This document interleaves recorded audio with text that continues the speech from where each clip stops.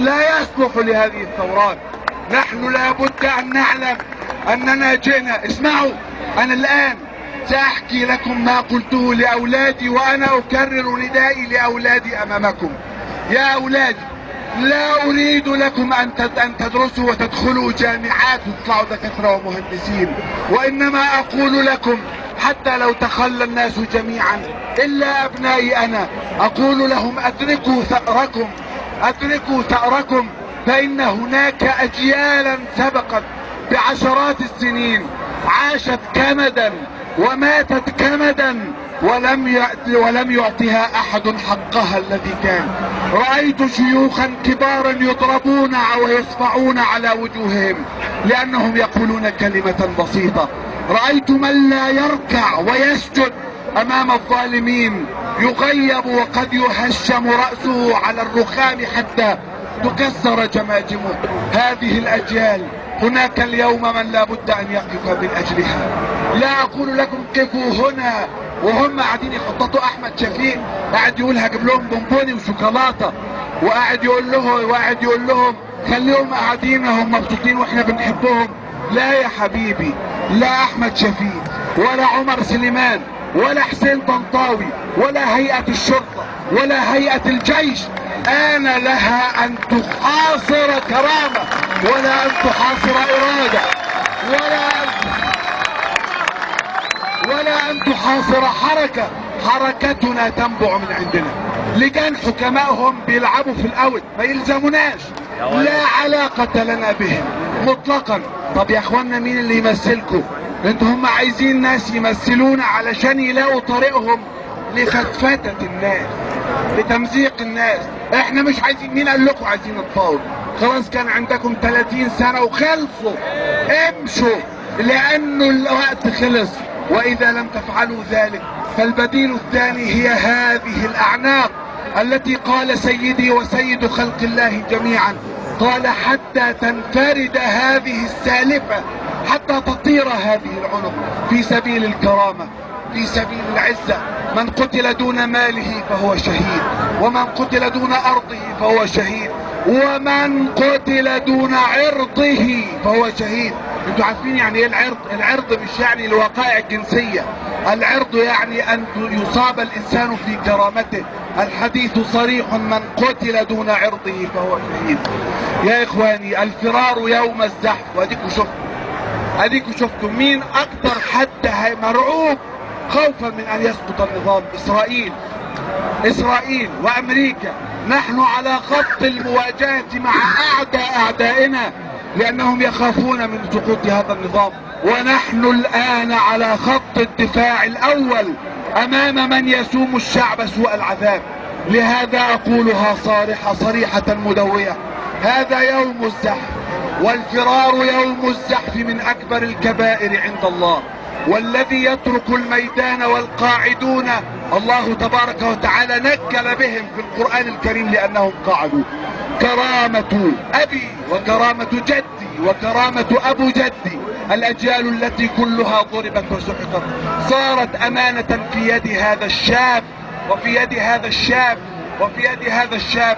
لن نعود حتى نطهر هذه الارض ونطهر هذا الشرف، حتى لو سارت دماء على هذه. واسمعوا يا اخوان، انتوا بتروحوا ليه؟ حاولوا ما تروحوش، حاولوا انكم تأتوا بالناس. 6 مليون بيخرجوا في مصر مش كفاية على فكرة. هما بينصبوا علينا، يقول لك ايه 6 مليون في 85 مليون. وانا قلت لكم من شوية ال 85 مليون دول كتعداد نصهم المواليد والرضع. المواليد ده دول اكتر من 45 مليون. عدد العواجيز، وعدد ال 12 مليون المعوقين، وعدد معوقين اللي مش هيقدروا يخرجوا، وعدد المواليد وعدد الرضع. ده شعب مصر كله بره. لكن مع ذلك انا بقول لكم من العار علينا ان يخرج في القاهرة 2 مليون بس. ده عار، لان كل واحد منا، وخلينا صراحة احنا مش هنجامل بعض، كل واحد مننا له واحد برضه ما بيخرجش لانه لم تصل اليه بقدر الكافي الناحية الشعورية التي يجب ان تكون. ان جريمتنا نكراء، لذلك حرب المنشورات التي تنشر الوعي. هم سايبيننا سخنين هنا وبيبردوا الدنيا من حوالينا. والتواجد غدا قبل بعد غد في كل ميادين مصر، القاهرة، في كل ميادين القاهرة، وأن نتمدد إلى المواقع التي حولنا من سكنية وبين شوارع وعمارات. لابد أن يشعروا أنه من الصعب أن يخططوا ضد بقعة مكشوفة، ولكن احذروا أن تتركوا هذه البقعة، فلقد صارت رمزا وصارت بلورة وصارت بؤرة، لكن لا يصح أن نكتفي بها. أيها الإخوة الأحباب، الله تعالى في القرآن الكريم حرم شيئا اسمه البغي، اللي هو خروج الناس على السلطان، خروج الناس على الحاكم. بس قال ايه؟ حرم ايه؟ حرم قال والبغي بغير الحق. الله، يعني معنى ذلك ان هناك خروج على السلطان بالحق، وهذا هو الخروج على السلطان بالحق، هذا بنص القرآن الكريم. عمر بن الخطاب رضي الله عنه لما سمعها بأذنه، انك لو اخطأت سنقومك باسيافنا او بسيوفنا، لم يعترض وانما حمد الله على ذلك. نحن نرى اسمعوا يا اخوانا، اسمعوا، لازم اوعوا نطلع هايفين ولا تافهين ابدا. انتوا عارفين اللي حصل في ال10 ايام اللي فاتت دول؟ حصل فيهم ايه؟ حصل فيهم شيء بسيط جدا، ولو سمحتوا اللي عنده الجرايد يراجع اللي بقوله ده، وانا اضع شرفي ثمنا له. في اول يوم حسني مبارك قال انا بدعو للحوار، وتاني يوم عمر سليمان قال الرئيس كلفني بالحوار.